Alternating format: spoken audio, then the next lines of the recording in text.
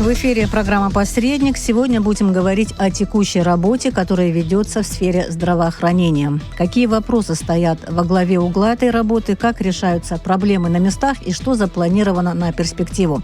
Об этом нам расскажет первое лицо ведомства, министр здравоохранения Эдуард Будба. Здравствуйте, Эдуард Валерьянович. Добрый день. Добрый день. Итак, обсудим текущую работу ведомства. Недавно прошло совещание с главврачами городских и районных больниц. На повестке был в том числе кадровый вопрос. Он касался Гагарской больницы. Да. Насколько типична эта проблема и что в итоге решили? Действительно, кадровый дефицит присутствует в наших лечебных учреждениях, особенно когда мы говорим о курортном сезоне, когда очень большое количество гостей приезжает в Республику Абхазия, и кратно увеличится посещение лечебных учреждений, оперативные нагрузки, да. Но сейчас так получилось, что хирургическая служба, осталось 3 хирурга, один из которых должен уехать по семейным обстоятельствам, поэтому мы провели совещание с руководителями районных центральных больниц, главврачами, и другие наши и подведомственные учреждения были, также были приглашены руководители госпиталя Минобороны, Гулрыбской ЦРБ, приглашены Национальный онкологический центр. Очень большое совещание с привлечением профильных специалистов.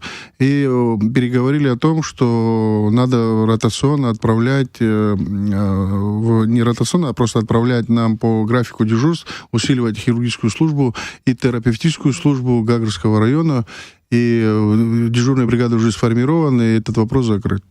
Угу. То есть вы проблему, которая связана с туристическим сезоном, с наплывом людей, решаете уже сейчас, настолько заранее? Вообще, Или уже сейчас ощущается уже сейчас нехватка? Мы говорим о том, что мы планируем свою работу, как мы это будем распределять нагрузку на наши лечебные учреждения. Большая колоссальная нагрузка ложится именно в высокий курортный сезон, но другое дело, что и сейчас зимний период времени тоже свои инфекции присутствуют, поэтому в этом формате Минздрав работает круглогодично, у нас и летом и ротавирусные инфекции присоединяются, и разного рода другие сложные инфекции. Мы говорим о вспышке коклюша, и кори у нас случай единичный был, и другие виды инфекций. Это всегда такая у нас работа. А вообще кадровая проблема, она сейчас в других, скажем так, районах также остро стоит? Вообще кадровый дефицит у нас присутствует в республике, не будем скрывать. Да, прошлым летом во время курортного сезона нам помогали коллеги из Российской Федерации, за что им огромное спасибо. Приехали врачи из Башкортостана, из Подмосковья, из Кабардино-Балкарии, из Нальчика, из других регионов Российской Федерации.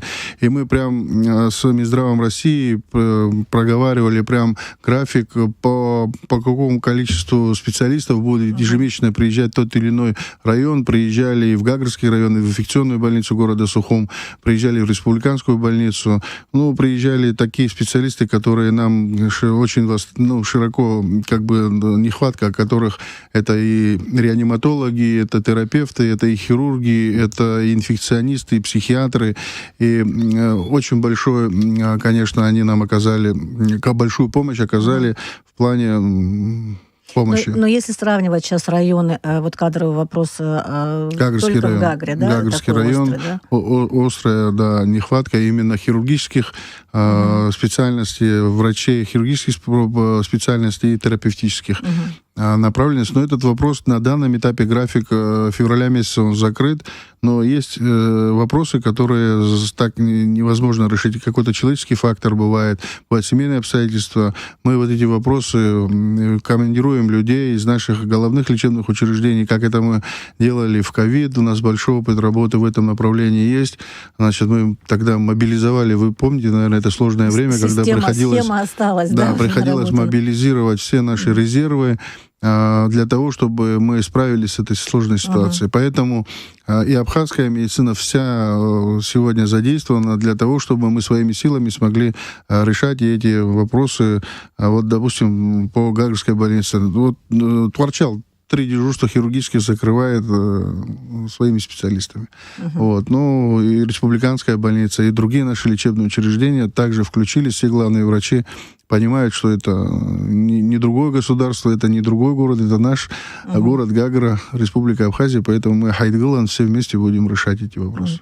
Ну вот в информации, которую дал Минздрав, было сказано и о том, что участники вот этого совещания обсудили вопросы преобразования кардиологической службы. Вы имеете в виду, имеется в виду в Гагре или Нет, вообще сейчас по республике? мы говорим широко о кардиологической службе. Вы знаете, что палата интенсивной терапии, да, планируется открыть там на базе республиканской больницы благодаря спонсорской помощи нашего большого друга Абхазии, который нам помог приобрести оборудование, и все это мы сделали. Сейчас у нас есть определенные вопросы там по ставкам, чтобы это все официально запустить и платить людям зарплату и так далее. Но мы до Нового года говорили о том, что у нас была большая конференция по тромболизису, там и по препарату фортализин, который применяется при кардиологических проблемах, при инсультах, и неврологических проблемах. И сегодня мы пользуемся, допустим, актелизией препаратом. Это иностранный препарат, достаточно хорошо себя зарекомендовавший, но достаточно дорогой. Есть хороший препарат фортализин, который вот также уже россияне выпускают. И специалисты приехали. Мы вот сейчас вот уже 6 упаковочек дали республиканской больнице на случай того, что если понадобится в кардиологической службе, значит, будет задействован этот препарат. Также отдали 6 упаковок во второй горбольнице кардиологическому отделению. Поэтому в этом направлении мы говорим о том, что ситуация, она как бы движется вперед.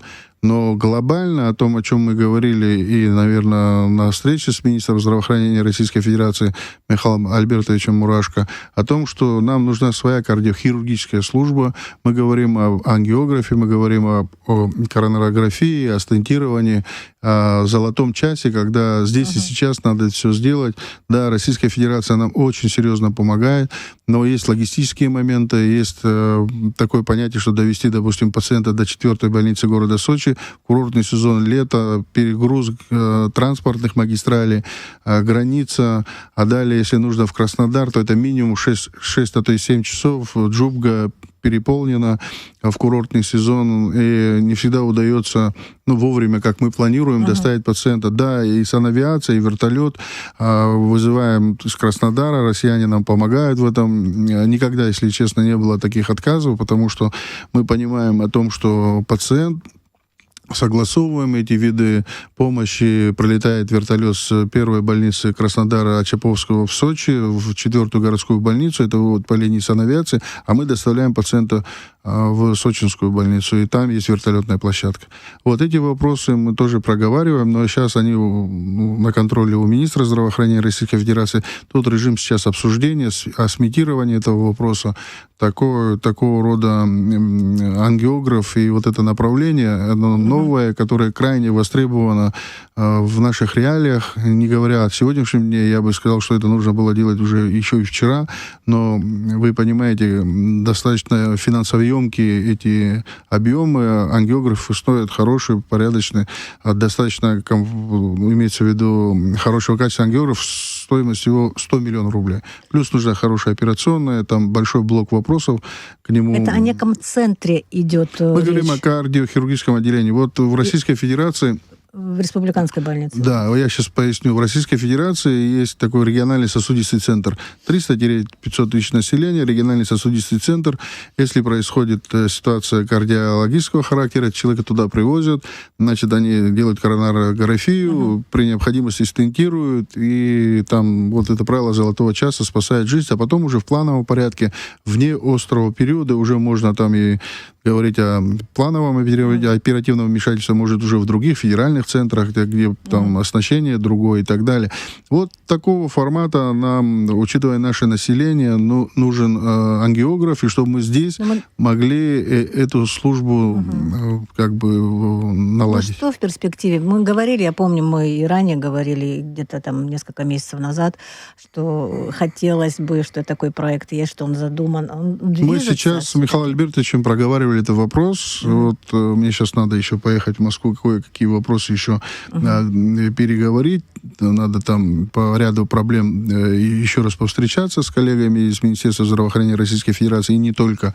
Поэтому вопрос ангиографа, он на контроле в Минздраве России, совместно с Минздравом Абхазии. Надо решить вопрос, как это все будет сделано, какова смета вопроса, и дополнительно объект, на котором все это будет устанавливаться, но это, понятно, республиканская больница, это головное лечебное учреждение страны. Мы хотим, чтобы это было в единой базе, потому что нужна и реанимация, нужны и дополнительные блоки операционных. Это все, весь такой большой комплекс, который нужно делать на базе крупного лечебного учреждения. Но, тем не менее, препараты, которые необходимы, сейчас уже есть, Да. и они в распоряжении наших врачей. Да. Ну, если мы говорим о текущей работе, мы не можем не затронуть проблему того, что сейчас идут веерные отключения на несколько часов в сутки, отключается электричество. А что касается состояния наших медицинских учреждений вот в эти периоды, как обходятся? Везде ли есть вот необходимый дизель, да, дизель такой мощности, который мог бы запускать работу, скажем так, необходимого там оборудования и так далее? Вот какова ситуация? Ну, перед началом зимнего сезона и перед началом летнего курортного сезона я лично объезжаю практически все лечебные учреждения на предмет готовности к сезону, да. В данном случае к зимнему сезону мы понимаем, что нагрузки на электросети растут из года в год, поэтому мы стараемся, чтобы наши дизель-генераторы были исправны. Мы смотрим, заправлены они там топливом, какой резерв топлива, там даже знаю, как надо, там фильтра какие стоят, ремни какие стоят, там постоянно. Все тонкости. Да, вот приходится с руководителями структурных подразделений, мы встречаемся, приезжаем, включаем дизеля, смотрим резерв и так далее. Да, у нас практически во всех лечебных учреждениях стоят резервные дизель-генераторы, в Гудаутах вообще 2 стоит резервных дизель-генератора. Ну, в каком-то лечебном учреждении нет такого, что 2, есть 1 там, допустим, но есть разные ситуации. Вот в психиатрической больнице, допустим, у нас сейчас дизель-генератор испортился, и мы вот уже в течение там какого-то времени пытаемся приобрести эту запчасть и вот ввести его в эксплуатацию заново. Но есть определенные сложности, но они такие локальные. Вот. Основные крупные лечебные учреждения, они оснащены нашими мощными, да, и все ЦРБ, дизель-генераторами, и республиканская больница, есть объем определенный дизеля, который хранится у нас на случай чрезвычайных ситуаций. Вы знаете, вот недавно была такая ситуация по погодным условиям, упали деревья на республиканской трассе, парализовано было движение практически на 1,5-2 часа, учитывая те осадки, которые вообще могут быть, да, там, ну, мы имеем определенный запас топлива для того, чтобы мы в автономном режиме хотя бы сутки могли работать все лечебные учреждения от резервного дизель-генератора. Кстати, вот если говорить о сырье, на котором работает дизель, это проблема приобрести необходимое количество? Есть определенные сложности, да, но мы всегда с резервом подходим к этим вопросам. Нам всегда помогает и государство, понимая важность и значимость этого направления, это человеческой жизни, поэтому тут нам все помогают. Я думаю, никто не откажет лечебному учреждению, даже если какая-то своего рода время, ну, не своевременная не будет, допустим, оплаты или там попросить в долг, там, я думаю, наши топливные компании всегда медикам помогали и помогают, тут вопросов никаких нет, потому что это касательно жизни наших граждан и всех тех людей, которые могут оказаться в такой сложной ситуации. А что касается поликлиник, да, понятно, больницы там как-то более к этому делу относиться, и это правильно, да, ну, необходимо. А поликлиники, там тоже какие-то анализы сдают, и какие-то там не знаю, рентгены проводят, и прочие исследования, да, а тоже нужна аппаратура в определенное время, чтобы она работала. Вы знаете, большой пласт вопросов сегодня закрывается, да, Министерством здравоохранения, старается решить вопросы, которые крайне сложные, крайне архиважные и так далее. Тоже направление поликлинического звена очень важное. Люди впервые иногда обращаются за своей помощью не в лечебное учреждение головное, приходят в поликлинику по месту жительства. Да, есть большие вопросы с энергообеспечением в плане резервных дизель-генераторов. Это у нас следующий этап, когда мы сможем спокойно к этому формату вернуться. Тут вопрос еще даже не столько к Министерству здравоохранения, сколько к администрациям районов, потому что все ЦРБ и поликлиники, они прикреплены к главам администрации, к администрации районов. Поэтому тут вопрос, о котором я говорил и говорю, что нужна централизация, чтобы это была единая вертикаль под управлением Минздрава. Сегодня районные центральные больницы и поликлиники подчиняются главам администрации напрямую. Вот у меня был этот вопрос, но в конце я хотела спросить, что-то движется в этом направлении? Движется. Есть какие-то успехи? Могли бы поделиться информацией? Мы готовим письмо на имя руководства страны для того, чтобы этот формат, нас слышат, но это вопрос бюджетирования на местах. Это не такой легкий вопрос, который можно решить в одночасье.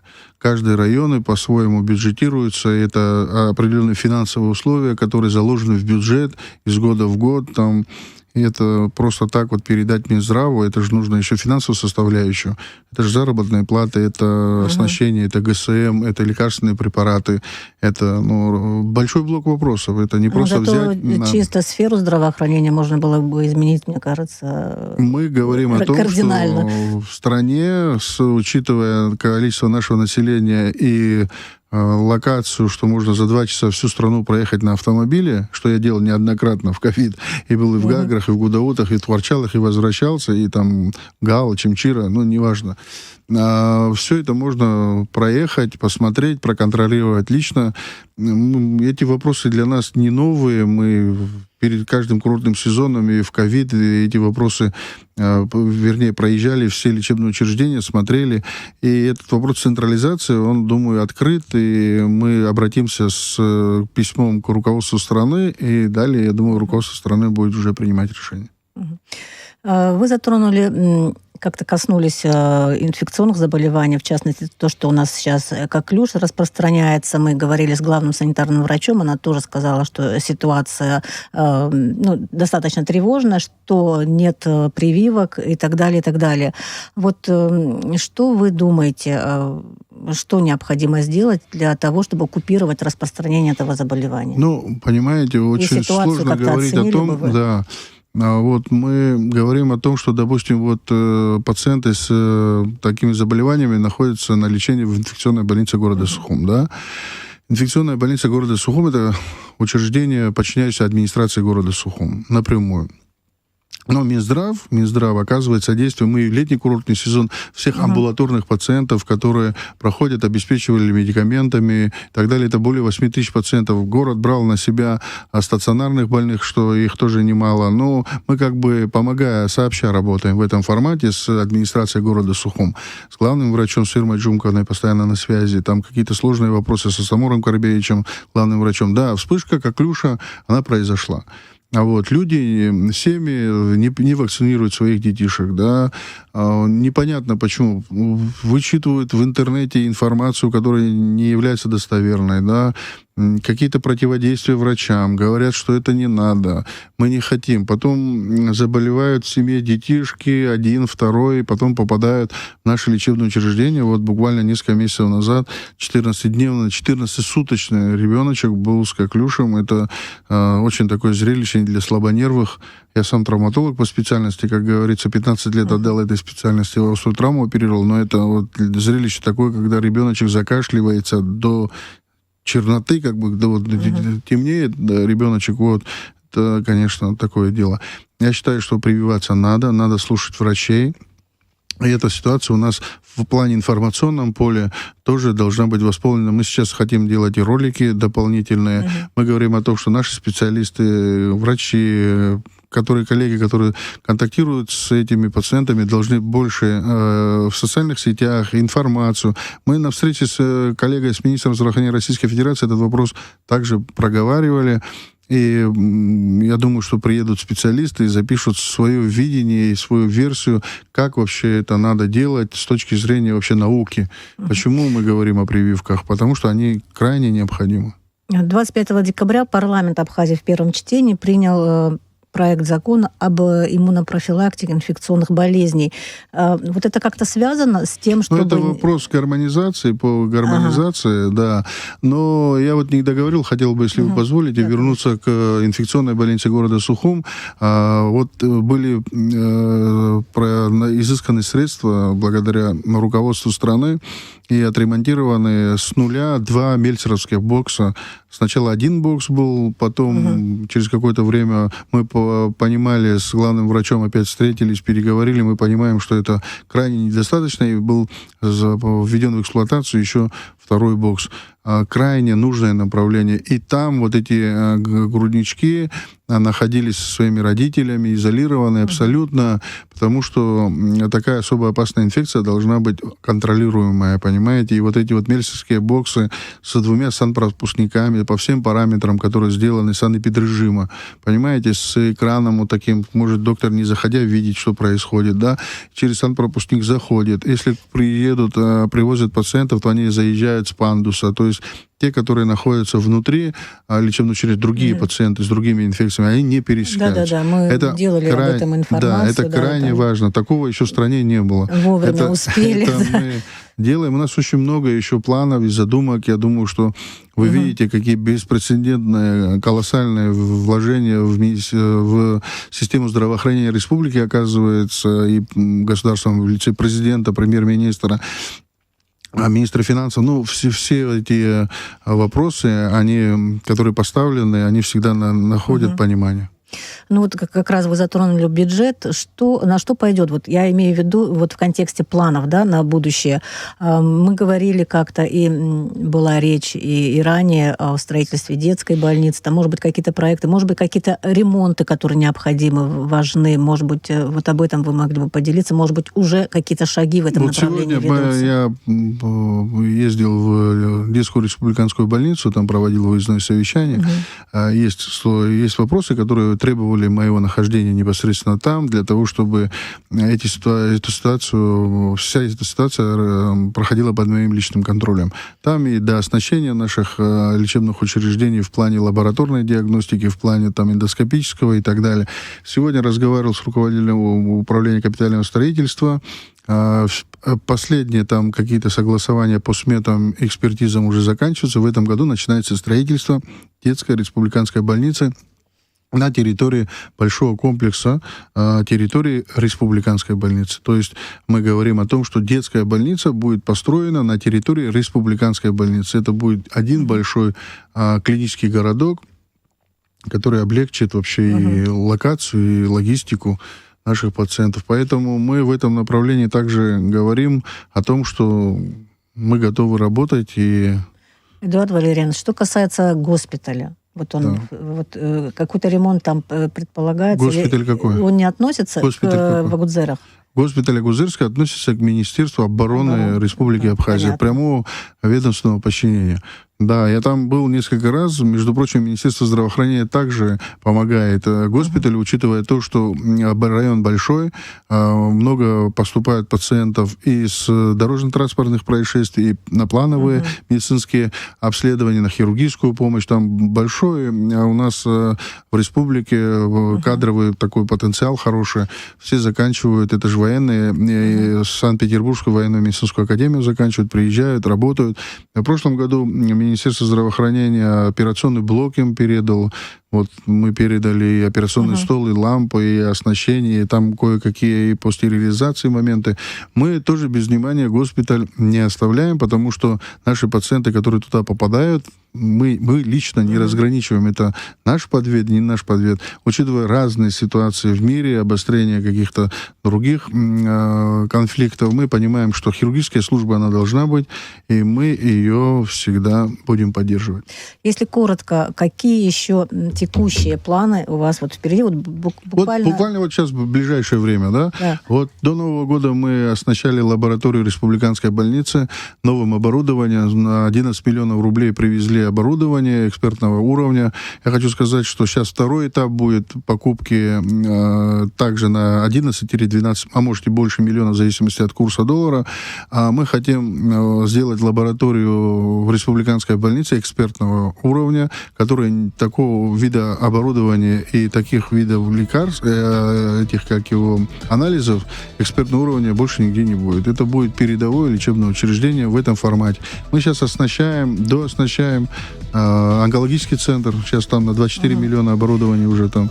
Очень много планов. Да, я думаю, что это тема отдельного обсуждения тоже. Спасибо вам большое за сегодняшний разговор. В программе «Посредник» мы говорили о текущей работе в сфере здравоохранения, обсудили также ряд других актуальных тем с министром здравоохранения Эдуардом Будбо. Спасибо, не болейте. Спасибо.